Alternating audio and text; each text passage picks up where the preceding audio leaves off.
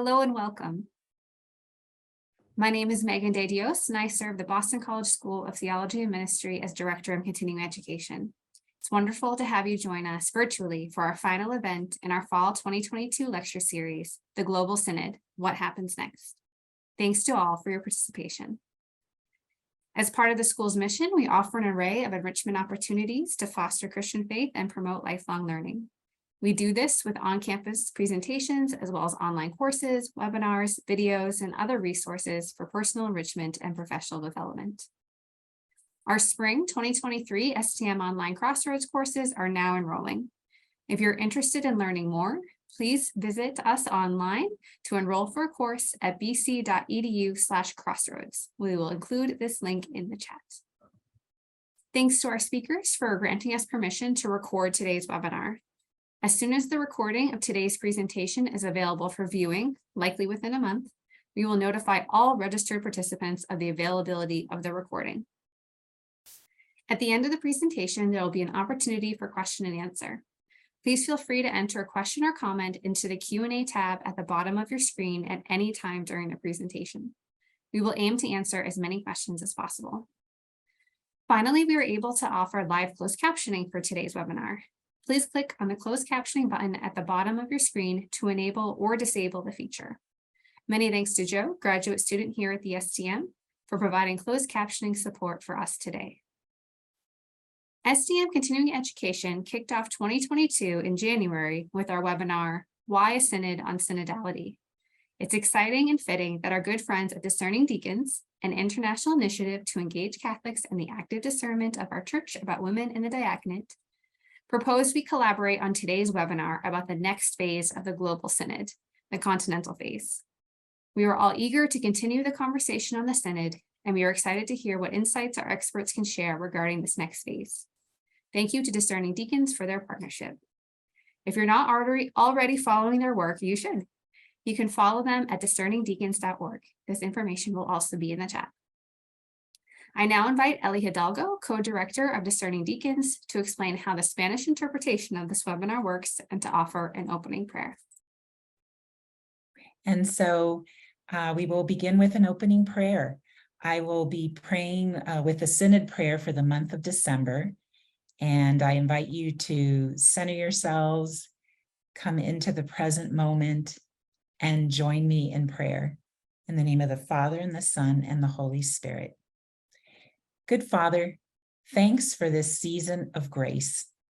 Thanks for this time for praying, meditating, and building the church that you dream and in which we want to live. The Synod is a season of grace, the grace of walking together in a listening church where we listen to one another and to the Holy Spirit. Thanks for inspiring us in the art of encounter and of availability, as you taught us through your gesture with the rich young man. Thanks for congregating us in the communion with your body and blood. Thanks for helping us to be a listening church, making a pause of our routines and pastoral concerns. Thanks for your words of life that set us free from disenchantment. Thanks for moving us to search for living this synodal path and not being a nice church convention. May the nativity scene be the model of church. Let us embrace your birth so that you are born within our hearts, time after time, giving birth to a church called to serve the kingdom of God. Amen.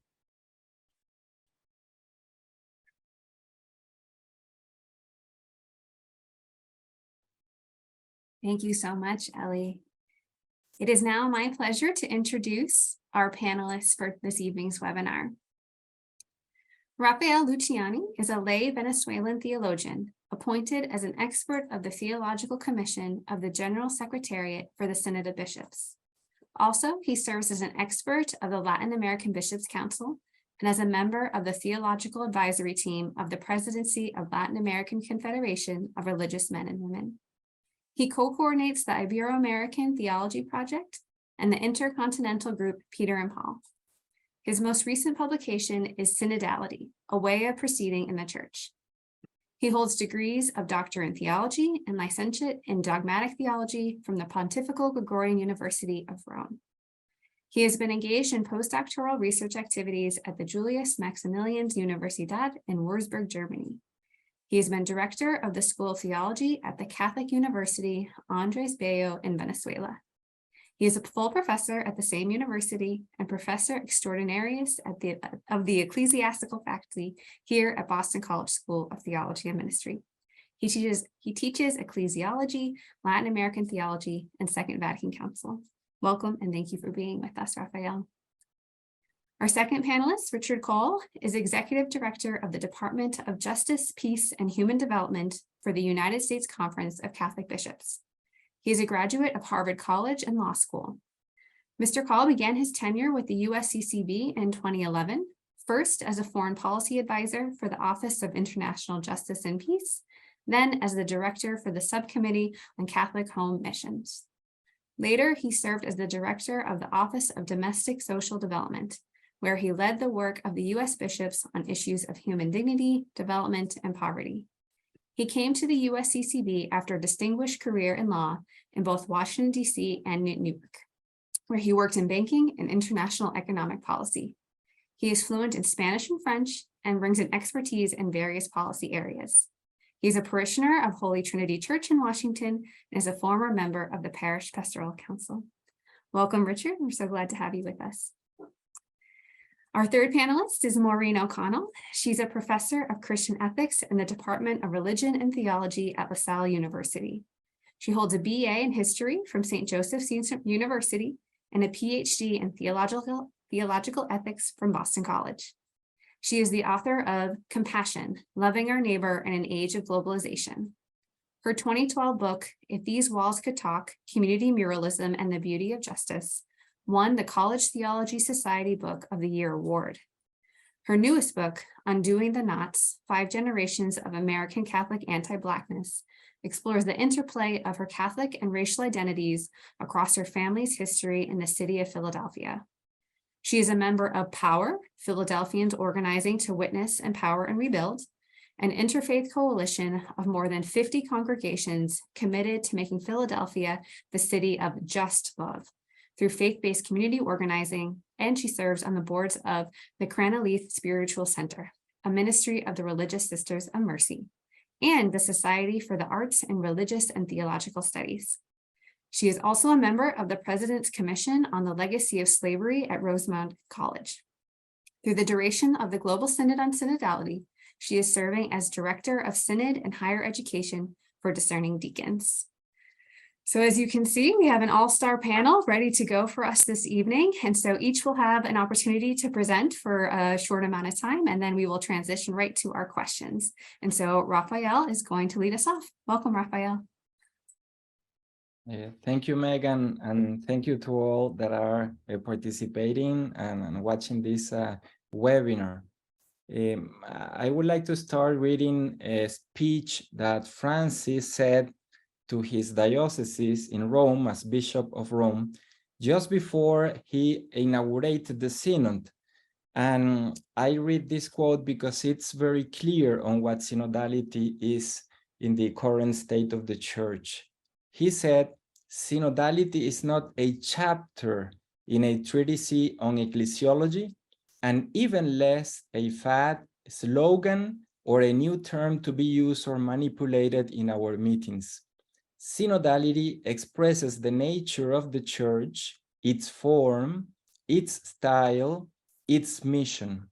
We speak of a synodal Church, avoiding considering it as one title among others. With this, Francis is sharing that we are in the face of a new model for the third millennium, as he has also said in the 50th anniversary of the institution of the Synod speech. This represents the largest consultation ever done in the history of the Church. So we are right now living a historical process as Church in the church that has assumed its role of revising herself. So two words in this context are important always to remind: conversion and reform, because the process of the Synod on synodality in the new Continental stage document says very clearly conversion and reform. Conversion because it implies our personal and also our institutional conversion, the change, and at the same time reform, because conversion of the mentalities and conversion of institutional ways of working had to be translated into a reform of the structures in order to be effective and tangible. So I would like to share 5 brief points around this idea that is shaping our church today, and also it embraces a lot of challenges for us and also for the society, because the church is always a church in the society, not outside the society. So a first point of reflection is the ecclesiology in which we are, and this newness in the way it represents a transition in the church. Francis embraces the Latin American experience of a church as people of God. For us in Latin America, say church equals to people of God is something natural in our way of being church and our way of understanding the relationship of the church with the society. So people of God is a concept that the Vatican II assumed as a central and normative notion that shaped the whole way of being and living in the church. One of the architects of Lumen Gentium, the constitution of the church in the council, Cardinal Suenens, he said that if he were asked the 2 great or most important notions that the council gave us, these 2 were the notion of the people of God defining the church and the notion of co-responsibility. That means the relationship of responsibility, but through the interaction of all the ecclesial subjects, the laity, religious men and women, presbyters, bishop.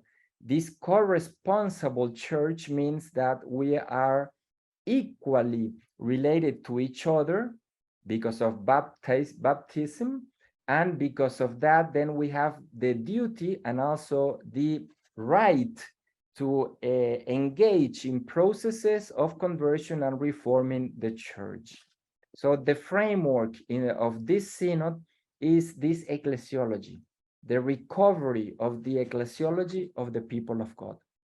A second point that characterizes this process, not only on this synod, but what Francis has started since he began the pontificate, is the rebirth of the theology and the practice of the sensus fidei. When we say this expression, sensus fidei, we may remember that the 2 Marian dogmas were defined because of the sensus fidei.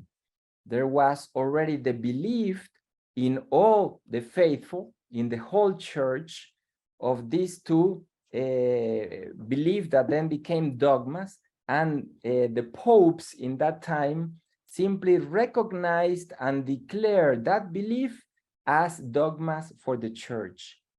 What has changed? That the recovery today of this notion, sensus fidei, is not only to define doctrine, but to revise the whole being and doing of the church. And Francis initiated with his synods from the start that the church can only move forward if the church consults and listens to the people. So the experience of the theology and the practice of sensus fidei means that a church becomes a church of listening and consultation. we are perhaps living the most important and extensive consultation ever done in the history of the church. And we are also living an equivalent experience as the people after the Second Vatican Council lived. They had to imagine new ways of being church through ministries, through theologies, through practices that the council gave the horizon, but not gave the specificity of how to do that. We are kind of in that situation.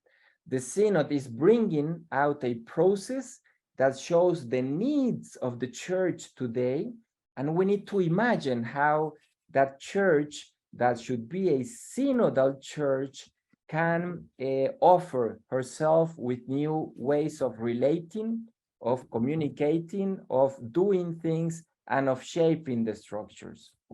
A third point is how do we do that? And when we say walking together, what does this mean? Because walking together expresses the new institutional model. It's not simply an emotional attitude.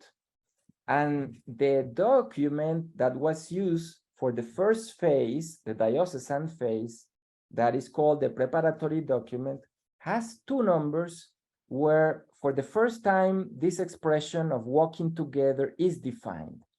In number 28 and number 29.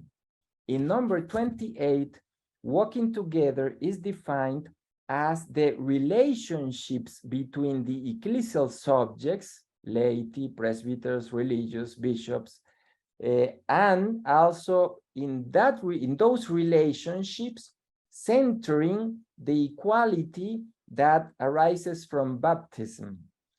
In number 29, it says that walking together is the relationship of the church in and with the society. From the Latin American theology, Francis incorporates in Evangelii Gaudium an expression that manifests what this ecclesiology of the people of God is. He says, the people of God amidst the peoples of the earth. The church as people of God is not isolated, but lives as an institution within the context of many institutions.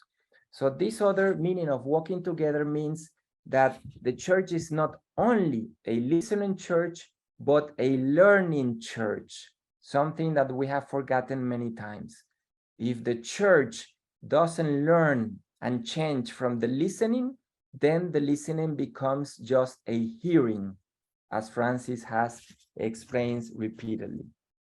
A third idea that is shaping the whole way of being church are the new communicative dynamics in a synodal church.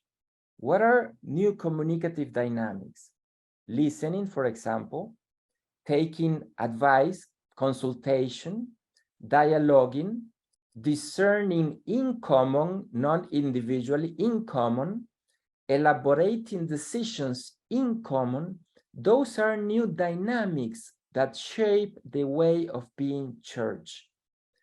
If a church does not live and does and embraces and move forward throughout these dynamics, then it is not a participatory church.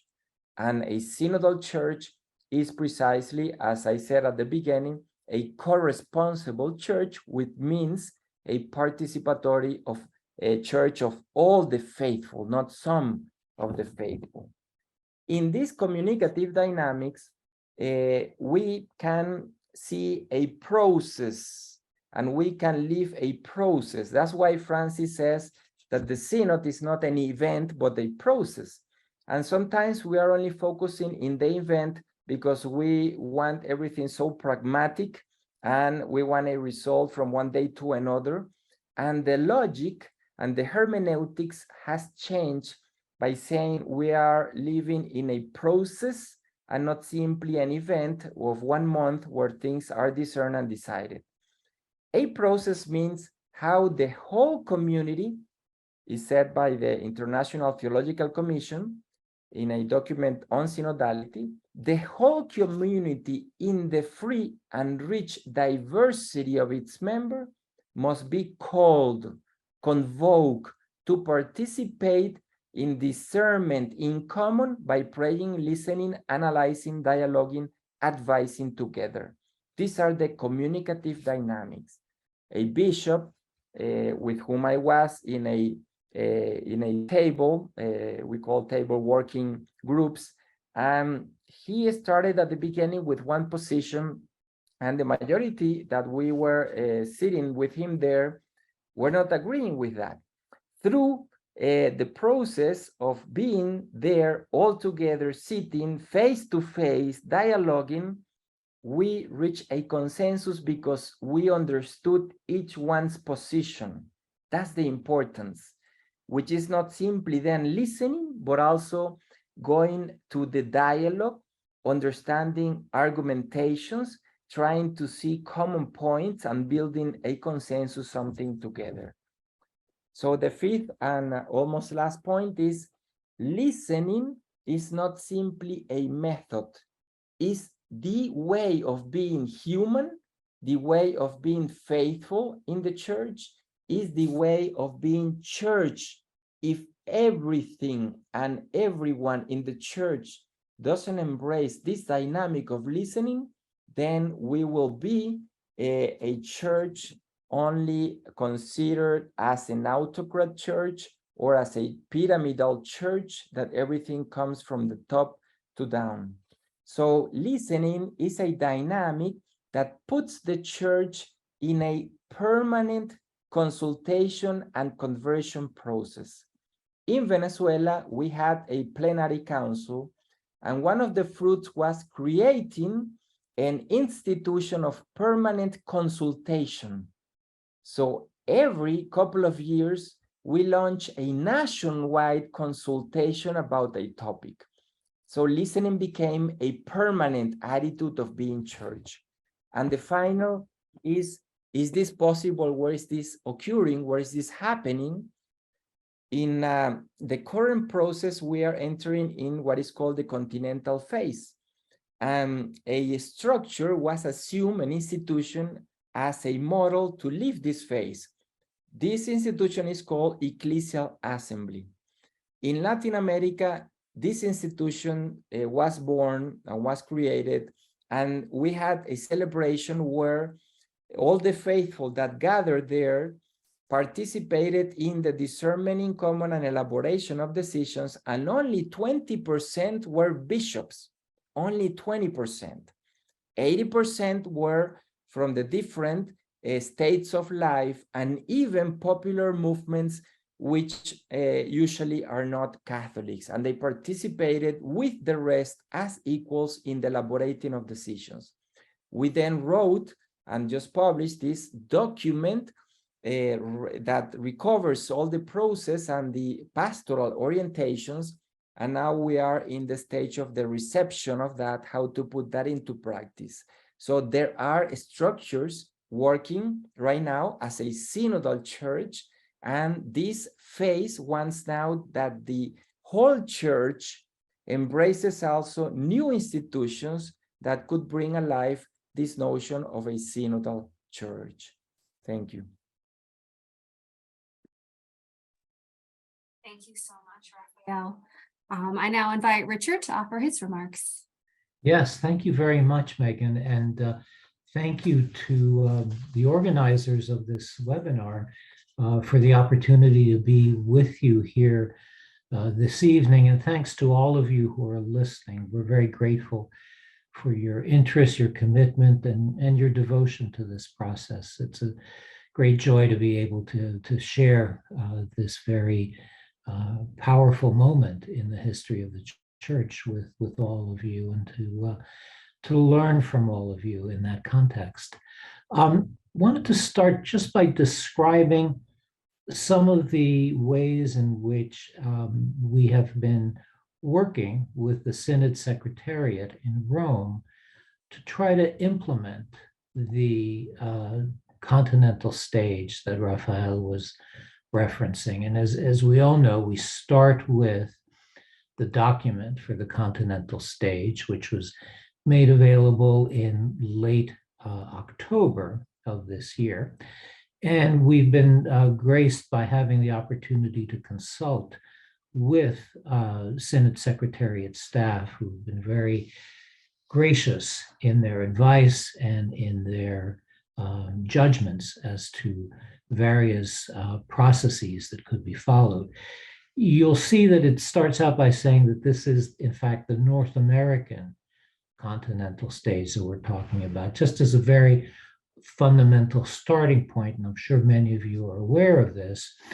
The document, in essence, organizes the entire universal church into 7 geographical quadrants: Latin America, Africa, Europe, the Oriental churches, particularly in the Middle East, Asia, Oceania, and North America. What that means for us is that we are working very closely with our friends and colleagues at the Canadian Catholic Conference of Bishops.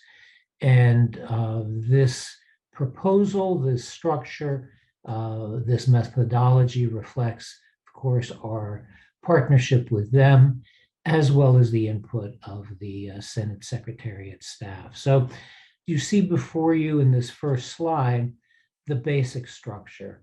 The US and Canada are holding 12 virtual continental assemblies starting this month in December, continuing on through January. 7 of these will be in English, 3 in Spanish, and 2 in French. Now, we chose a virtual format for a number of reasons: the short time frame within which we need to develop the report, to allow for the greatest number of representatives to participate, and to lessen financial burdens on the participants. Sometimes the ones we most want to hear from are the ones least able to travel. And we really took to heart the very strongly worded incentive in the document for the Continental stage to try, to the extent possible, to reach out to the peripheries, to those who might otherwise have not participated. So it's necessary to be nimble in responding to the Holy Spirit as we walk the synodal path together. There may be additional opportunities for participation in the Continental phase. I'll reference those towards the end of my remarks. So the objective of these virtual Continental assemblies, these 12 meetings, if you will, is to have a broad range of voices from Canada and the United States to gather and reflect with one another on the document for the Continental stage in a synodal spirit, using the spiritual conversation model. Over the course of these 12 assemblies, the members of the North American Synod team, which include representatives from Canada and the United States, will listen to the fruits of these spiritual conversations entered into by the delegates. The fruits of these conversations will form the basis of discernment of the North American Synod team for the composition of the ultimate continental document. If I could have slide number 2, please. Thank you. The virtual assemblies will last approximately 2.5 hours in length and will be held in 2 parts. And you see the basic scenario there in your diagram. Part 1, delegates will be in small listening circles for approximately 55 minutes. Part 2, as we move from left to right, after a short period of reflection and silence, a representative from each group will share the fruits of each particular spiritual conversation. Bishops will be in fraternal dialogue with one another, and each Episcopal group will have the opportunity to share with the larger plenary assembly. There will be note takers in the plenary to capture common themes and quotes from participants. And for those of you who've read the national synthesis that was submitted at the end of August of this year, you know that quotes have a great value in really making concrete and real what the experience of the participants are. Could I have slide 3, please? Thank you. The virtual assemblies will make use of listening circles following the spiritual conversation model outlined in the Vademecum in Appendix B, number 8. Spiritual conversation promotes active participation, attentive listening, reflective speaking, and spiritual discernment. Next slide, please. Each plenary session will have a facilitator to keep time and to invite each listening circle to share in the larger plenary. Note takers for the plenary will capture common themes and quotations. These notes will be crucial in the discernment of the work to be done by the North American writing team. Next slide, please. Here's the overall timeline that we are structuring. Delegates were asked to be registered by Monday, November 28th of this year. We've extended that deadline somewhat into early December. As I mentioned, virtual assemblies will be held starting this month, December 2022, and then continue on in January of 2023. The North American Continental team will debrief with 2 representatives from each of the 12 virtual sessions in a virtual meeting on February 1st, 2023. They will then meet in person to draft the final Continental document through the period February 13th through 17th of next year. And then that final document will be due to Rome by March 31st of next year. Next slide, please. So 3 to 5 delegates will be selected by the local ordinary to represent their diocese or eparchy in each of these conversations. Each delegate is invited to participate in one of the virtual sessions in the language of their choosing. So I can give you some updates in terms of where we are as of today. 226 out of 267 dioceses and eparchies are already represented through this process. The Synod team is continuing outreach to work towards 100% representation from all the dioceses and eparchies. And in that regard, I'm very happy to share with you, as many of you may know, that in the first phase, the diocesan phase, we were able to obtain 100% participation by all of the Latin Rite dioceses in the United States. So we're shooting for that here as well. 964 people have been registered so far. They include 130 bishops, 270 clergy, deacons, and women and men religious, 564 lay people, of which 423 are women, 411 are men. This is a number that excludes the bishops, of course, for purposes of that calculation. Then if I could have the next slide, please. So the US Synod team is also going to be convening a listening session with representatives of organizations that contributed through the so-called Region 16 process in the earlier diocesan phase. For those of you who may not be aware of how that worked, in the first stage, the diocesan phase, we relied, of course, on the dioceses for purposes of producing the reports that would then form together the national synthesis.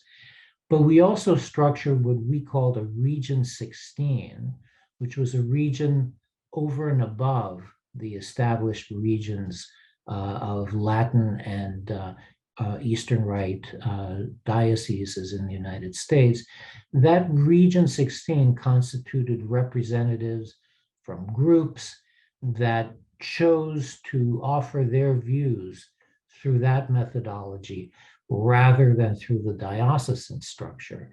And we are reinvigorating that process for this continental stage approach as well, so that those groups that had been involved in that original Region 16 process will be part, or will be offered the opportunity to participate through this new reinvigorated Region 16 approach in this continental stage as well. The listening session that we have in mind for this grouping will take place in early February 2023. We are still working on the details, so the details will be forthcoming. And it's important to note that if your organization did not participate in the first Region 16 process in the diocesan phase, but if you would like to participate in this new continental listening session, please email synod@usccb.org, as is noted in the slide, and we will be happy to take note of your interest as well. So with that, I'm happy to answer any questions at this point or at a later point if that is more appropriate. But in a nutshell, this is a overview of the structure that we have for purposes of soliciting the input from the various representatives here in the United States and in Canada, both through the diocesan structure as well as through the Region 16 structure, with a view towards the crafting of the final document to be submitted by the end of March. With that, let me turn things back over to Megan. Thank you so much, Richard. And now invite Maureen to offer her comment, and then we'll get into our questions. Great, thanks very much. I'm gonna share my screen and hopefully share with you all some images of a sense of what synodality looks like on the ground in a particular part of our American Catholic Church. And so I'm really very humbled to be able to share all of this with you on behalf of a very hardworking team of colleagues here in Philadelphia, and then all sorts of folks who are also part of this initiative. So I'm going to channel all of their good synodal energy. So this time last year, a small group of educators who had previous experience collaborating on some faith-based community organizing efforts in Philadelphia decided to try to create a pathway for our students to engage in the synod process. And rather than stick with the 4 institutions who had been doing this work already together, we intentionally invited colleagues from all 11 Catholic colleges and universities in the Archdiocese of Philadelphia into this initiative, along with the Newman Centers at Philadelphia's secular schools. Everyone said yes. This time last year, everyone said yes. In the final weeks of the semester, people said yes.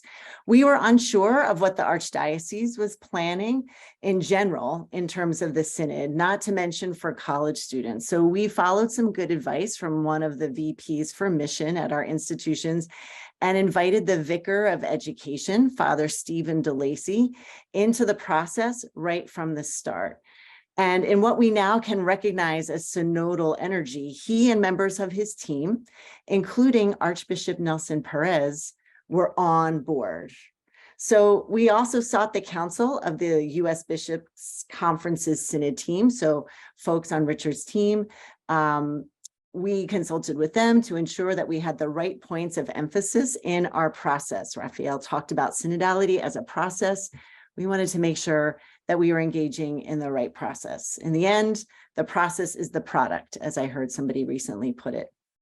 So With the help of Discerning Deacons, again, only last January, we trained more than 30 animators from across 11 Catholic schools and 3 Newman centers, and also including Father DeLacy and folks in the Office of Young Adult Ministry in the Archdiocese in that spiritual conversations method. And in just 6 weeks, these folks facilitated more than 50 listening sessions on their respective campuses and reported back what they heard from more than 400 students. Animators then met twice last year in March to design a cross-campus listening session for our students with Archbishop Perez in early April. And so we created what I think we're now recognizing as an assembly, a synodal assembly. There was prayer, there was reflection on scripture, there were circles of candid speech and humble listening, and a real commitment to journeying together. And a lot of that was captured, that notion of journeying together was captured in this really neat interactive art installation that an alum of one of our schools, Becky McIntyre, helped to create for all of the participants in that synodal gathering. Archbishop Perez received students' laments, wounds, hopes, and dreams, and they received his words for them. He said, "Never doubt the power of the Holy Spirit working in, through, and sometimes despite you." So then, like communities all over the US, a drafting team of our group synthesized what we had heard at all of those April sessions and in the 50 reports from those campus listening sessions. Becky McIntyre reviewed all that material as well. And so we have a written report that, to Richard's point, captures a lot of the direct quotes that we heard from students, but also articulates some of what they were hoping for through this synodal process, what they experience in this process in art. We held Zoom sessions to get feedback on that draft, and then we submitted it to Archbishop Perez, to the U.S. Bishops' Conference, to Richard's team, and to the Association of Catholic Colleges and Universities. And we did that by May. So it was a very busy academic year. And we thought we had crossed an important finish line when we submitted that report, but it turns out that the Holy Spirit was really just getting worked up or getting warmed up with us. So then in August, animators from all but one of the participating institutions met with Archbishop Perez in his 12th floor conference room downtown, a space that not many of us had been before, for a discernment session with our synthesis report. And interestingly, we asked questions that we are now in this Continental stage all reflecting with. What resonated for us in what we heard from our students? Where did our students challenge us? And where do we see the call, the Spirit calling us to in the Archdiocese? Interestingly, Archbishop Perez was in that listening circle and shared along with us. And then he left us with an important word, which I think is interesting because it's one that Rafael raised earlier: imagine. That is the word he kept asking us, the challenge he kept putting forward to us. Imagine what the universities could do together in terms of creating meaningful experiences of missionary discipleship for our students. Imagine. So in September, we saw some exciting evidence that our students were heard. And so we saw some of the things that they raised in our work, in our synthesis report, was echoed almost directly in the Archdiocesan report in Philadelphia. And then we saw the same thing in terms of some of the desires, the hopes, the things that students were envisioning for a synodal church, be captured also in that national synthesis report that Richard and his team worked on putting together. A few weeks later, the team in Frascati, the global synthesis team, tweeted out, that they were encountering lots of important words in the reports from around the world, but some images as well. And they were the images from our process. talk about a moment of recognition for our students and for our young artist, Becky McIntyre, a Catholic herself. Then there was very quickly, some ugly pushback that cut the euphoria short pretty quickly. But we leaned on the relationships that we had established through this process at just about every level of the church to reaffirm our commitment to journeying together with listening and with dialogue and with reaching out rather than calling out. And just this past week, Religion News Service ran a story about that. And maybe at the end, I can put some links in the chat for folks, but it was sort of lifted up as a way of being synodal. So the Phillies' unexpected World Series run in November played some havoc with our plans for a cross-campus discernment session with our report and that artwork. It was something we were planning to do with all of our students in November. And we wanted to share all this good news with them about how they had been heard at every level of the church. That was going to be our big message. You were heard. But again, the Phillies kind of had to mess with us a little bit, and we were okay with that in the long run. But Archbishop Perez kind of threw us a really amazing curveball in a way.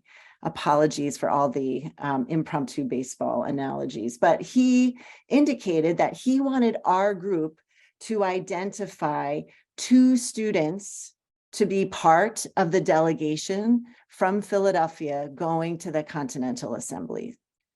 So we designed a discernment process and we called for nominations, and then we gathered and we prayerfully selected the students who will be going. And then we said to ourselves, those students need to be prepared and commissioned.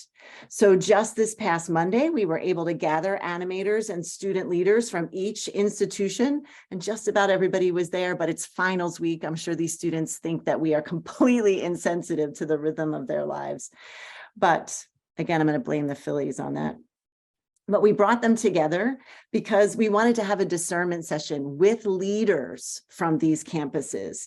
And we wanted to tell them, A, that they had been heard, B, that they are being seen as leaders in this synodal church, and that 3, all of us are ready to accompany them in moving into this continental stage and claiming their protagonism in this continental stage. So here we are. This is just Monday evening.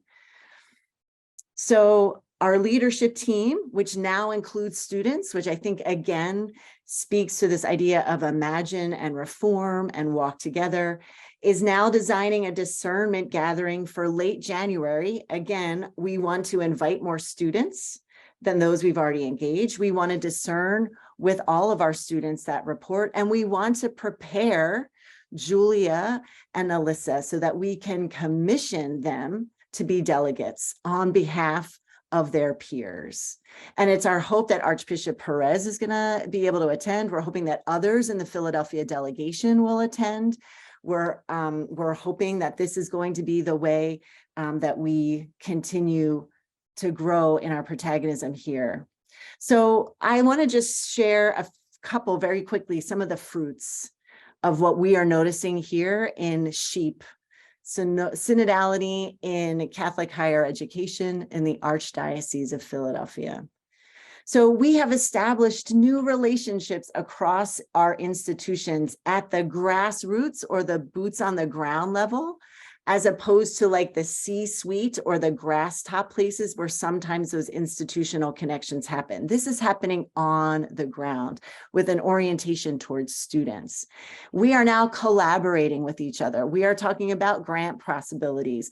We are talking about how to respond to shared institutional challenges. We're now kicking around apparently like a poll to figure out when we can get together before Christmas for a drink. That to me is an indicator of real deep relationship building. We are also collaborating with the Archdiocese of Philadelphia. We're figuring out how to embed our colleges and universities into the ecosystem of the Archdiocese as a pipeline for young people coming out of the high schools in the diocese, and as a bridge into the parishes, who many articulated deep concern about the disappearance of young people from their pews and their congregations. We in Sheep take some pride in knowing that we played a small, but I think meaningful part in this paragraph number 80 from the document for the Continental stage, Enlarge the Space of Your Tent, which is a clarion call for those of us in higher education to recognize the power that we could unleash in our own institutions towards becoming a more synodal church. And we're excited to do that. So in short, we as educators have embraced the invitation of the Synod to become protagonists in the church, in our local church, by accompanying our students and becoming protagonists themselves.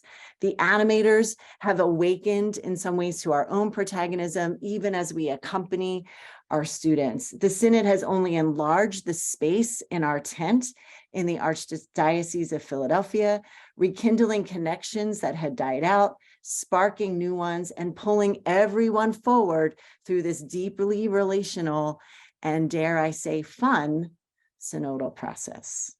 So thanks for letting me share on behalf of my colleagues and, most importantly, our students, this good news.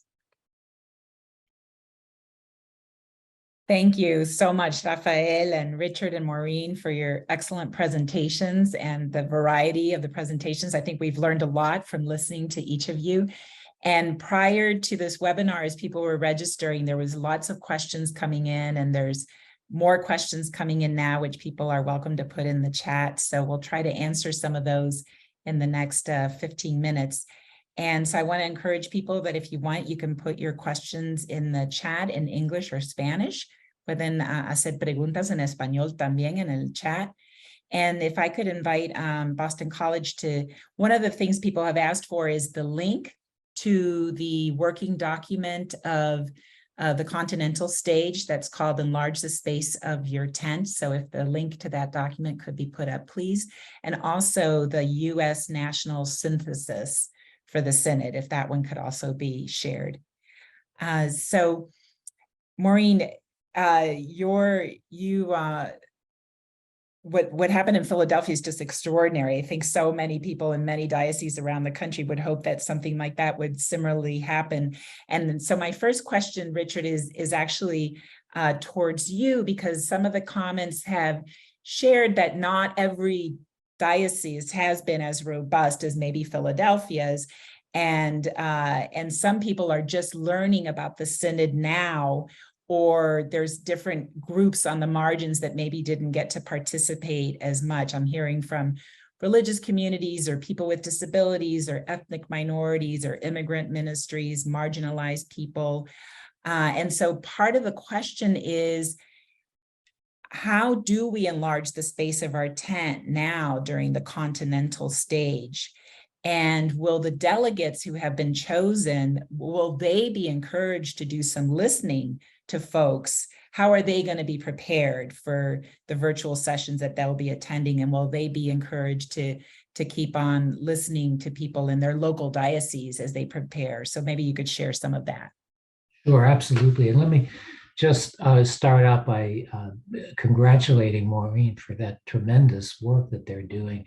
I really think that that's an illustration, in my view, of what the gold standard approach would be for participating in this part of the synodal experience.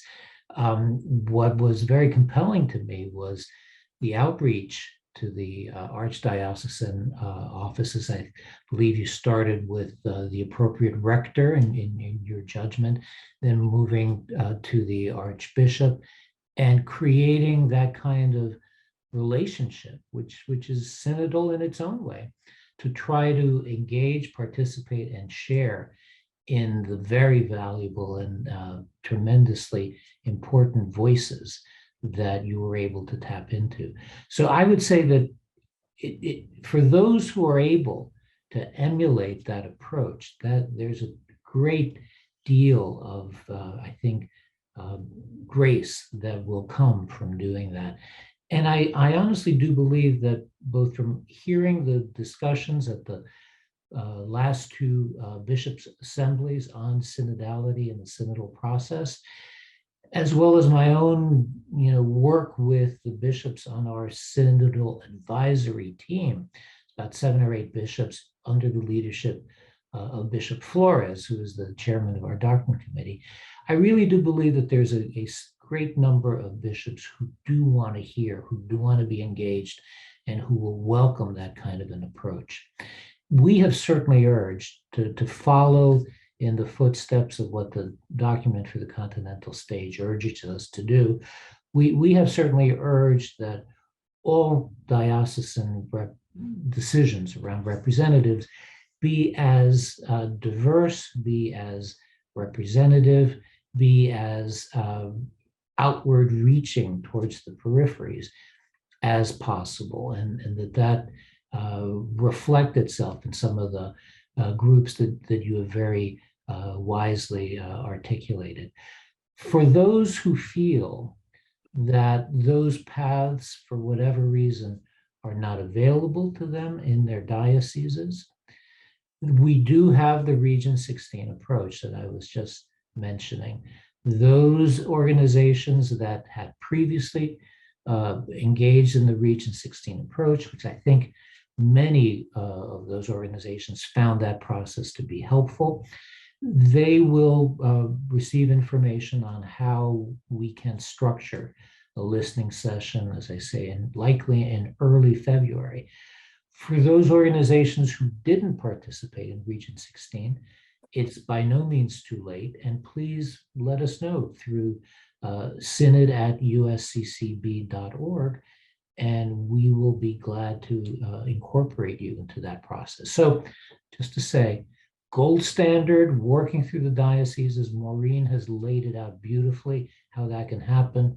For those who think that another approach may be better for them, Region 16 is there. Thank you, Richard. And for folks who may not know, Region 16, it was an opportunity for national Catholic organizations to organize listening consultations during the local consultation phase, and Discerning Deacons was one of those organizations that organized a lot of different listening consultations as a way of bringing more people into the process. So I am really glad to hear that that national Catholic organizations will be invited to a virtual session, and I imagine many of us will want to organize listening sessions in preparation for that. Rafael, I have a question for you.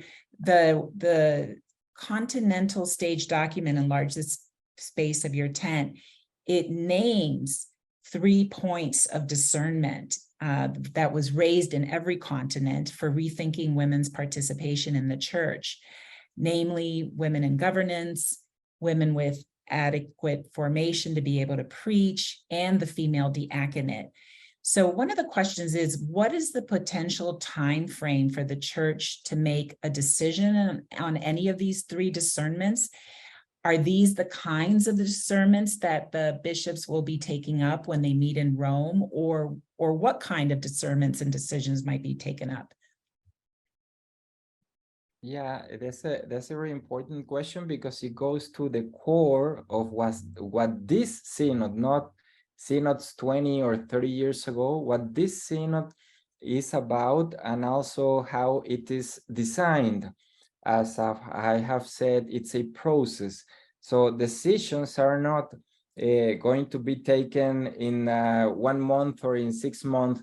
It's a process, and the figure that can help us to imagine this is that in the document of the Continental stage, at the end, there is a newness, a novelty that sometimes we have not quite seen, and the significance and the importance is the word to restore, to give back, because it's the first time the church, after listening and gathering, like you're saying, the relationship of women in the church, governance, ministries, after listening and gathering that, the church now restores to the original voices, what has gathered, and the important is because it's an accountable act, accountability, is to verify if the document has gathered authentically and honestly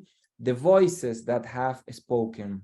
So that puts into motion a new way of doing a synod, and then we are not doing an event anymore.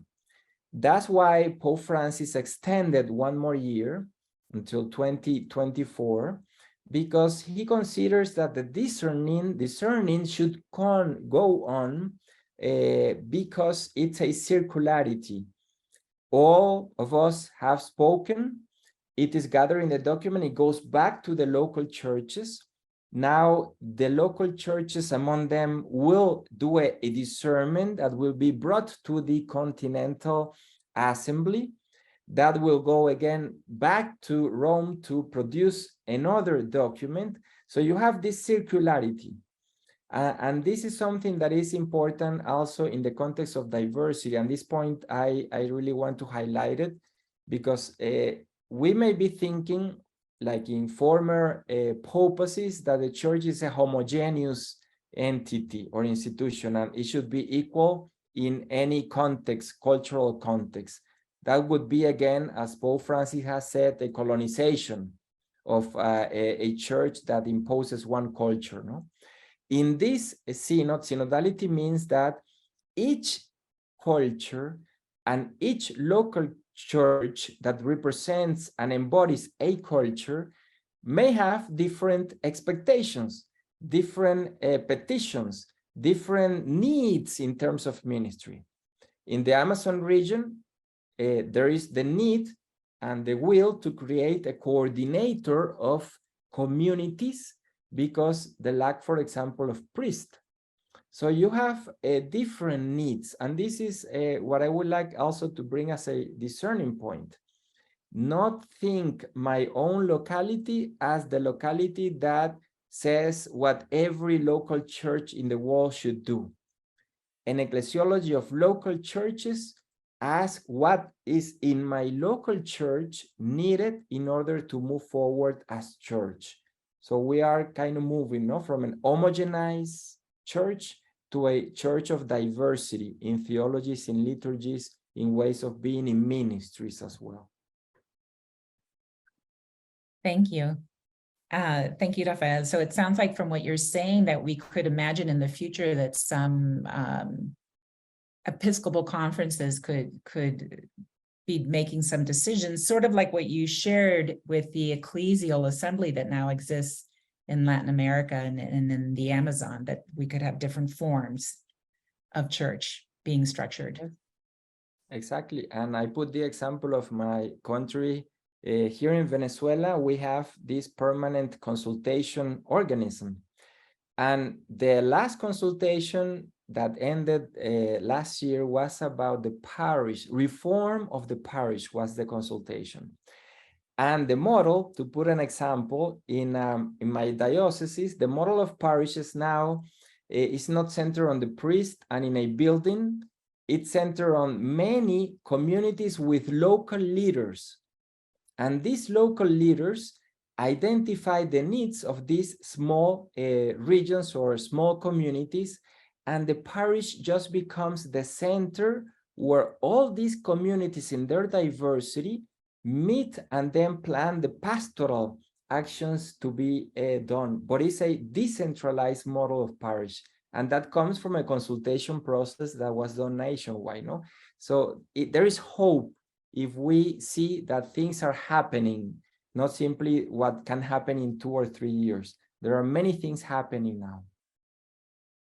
Great, thank you. And that leads me to a question that I wanted to ask Maureen that's come from some of our viewers and people registering. So Maureen, separate from the official global synod process that is leading to the bishops' meetings in Rome, how can synodality become a reality in our parishes or our campuses now? So in other words, rather than asking people to wait another 2 years for the global synod meetings to be completed, some people are asking, how can we infuse synodality now as a way of being church in parishes or schools or universities, Catholic organizations? Do you have any insights about that?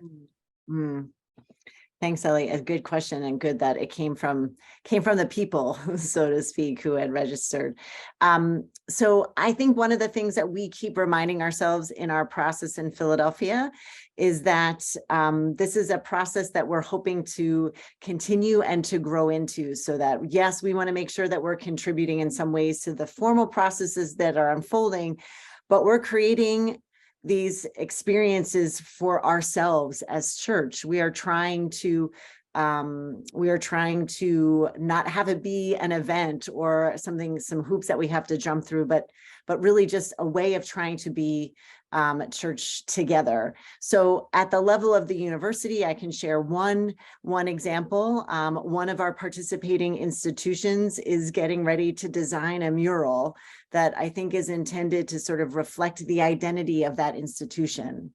And some students who participated in the Synod process are part of that process of creating this mural. And they're starting with listening sessions with their peers to figure out, like, well, who do we understand ourselves to be as a community, and what are our shared values? So like, that's just starting with listening and conversation, I think, is an example. I can offer another example from my own home parish in Philadelphia, a Vincentian parish, who had a good, robust process, a listening process, a synodal process in the consultation phase. Over the summer, a coalition of us and other faith communities are trying to respond to the spike in gun violence across the city of Philadelphia, but particularly in the neighborhood where our parish church is located and this cluster of other churches is located. And in trying to figure out what to do, we decided to have some listening sessions and to invite the young people into those listening sessions. And so we created tables with circles, we had note takers, we designed a set of questions that asked people to reflect on their experience of how what was going on was affecting them personally. And then also what their hope or their dream was for the neighborhood. That was the second round. And then the third round was, what are these congregations called to try to do together? And so we had a synodal session, which then gave rise to some things that this group is attempting to do now intentionally with one another, because we built relationships in doing that process. And then the third example I have heard of, a parish, I believe in San Francisco, where the pastoral council, the folks on that pastoral council are being invited to go out and do listening sessions with different folks in the parish and bring back the learnings from those sessions to their deliberation as a council. So I think the invitation for all of us is to recognize we are learning, particularly for our polarized American church in our very fragmented society, some critical skills that we need for discipleship in this country and in this church, which is the ability to really listen. I appreciate Richard saying listening, or no, I think it was Rafael, listening and hearing are not the same thing. The ability to figure out how to do collective discernment. A lot of us don't have those skills, and this Synod process offers that invitation. And then also doing consensus building, doing the work of trying to arrive at a direction that we're going to go that everybody feels is equally owned. And I think that that's work that doesn't really have to have anything really to do with that formal process that's unfolding. It really is about trying to teach us how to relate to one another as church, as the people of God. Great. Thank you so much, Maureen. So we're just about almost out of time. And so I think what I want to do is ask each of you just to answer in 1 or 2 sentences. What is one hope you have for the Continental stage? And we'll begin with you, Richard. What's one hope you have for this Continental stage? Sure. I was thinking, it's such an honor to be amongst such great theologians. As you heard from my intro, I'm not a theologian, I'm a lawyer. So I'm always a little bit shy about expressing views with such distinguished company. But as a lawyer, I value process. And I'm truly excited that, as Maureen and Rafael were describing, we are seeing a process of communication, of listening, of engagement that I think will foster new relationships and indeed a new church. And that process that we are enshrining now gives me great hope for the future. Thank you. Rafael? Yes, I have hope because this has put into motion a process that is very difficult to go back. Because a process is something that brings a dynamic into our lives. And once you experience that, you don't want to, just delete it or forget about it. And this is something that comes out in the document of the Continental stage. Many people were saying, this is the first time the church is consulting me. That's a huge experience. The document calls it lived synodality. So if we don't have this lived synodality, it's going to be difficult to understand what synodality is. So my hope is that in many communities, there should be spaces of living synodality, and this is the challenge, and it's possible. It has been done. Thank you. Maureen, what is one hope you have for the Continental stage? Ellie, I think my hope is that we pair two P words together, protagonism for sure, but I think partnership in protagonism. I think that's been something that's been so unexpected for many of us attempting to do this work. And I think when we are protagonists in partnership, we go a lot further and a lot deeper, and our imaginations are really expanded. And so it's my hope that we figure out ways to continue to create the possibility, there's another P, the possibility for partnerships and protagonism. Great, thank you. Well, thank you so much for this really engaging webinar, and so many other questions have come in that we hope that we'll continue to partner together so that we can make this synod, the Continental stage process, the best that it can be here in the United States. And one of the things I want to invite our viewers to is that next week, Discerning Deacons will be offering 2 spiritual conversation sessions that will focus on the part of the Continental stage document that's entitled Rethinking Women's Participation. Those are paragraphs 60 to 65. So those going to be 2 opportunities to join us next Wednesday, December 14th, or Thursday, December 15th. And if we could please put that link in the chat so that people could register if they wanted to have the opportunity to participate in a concrete way in something that we'll be offering a listening session during the Continental stage. So we hope that as many of you as can join us will join us for that. And so now I want to kick it back to Megan, who will offer our closing words and closing blessing. Thank you so much, Ellie. And I echo your thanks to our panelists. Thank you for sharing your wisdom with our audience. And thank you to our partners, Discerning Deacons, and to our translators also joining us, to our interpreters, to Anna Maria and Mirna. Thank you for all of your hard work today. And thanks to our audience. Thank you for joining us to learn more about this synodal process. And let us close in prayer. As we go forth this evening, let us carry in our hearts the words of Isaiah. Enlarge the space of your tent. Stretch your tent curtains wide. Do not hold back. May the Holy Spirit continue to guide us and inspire us as we journey together. Amen. Thank you so much for joining us. We hope that you have a great evening.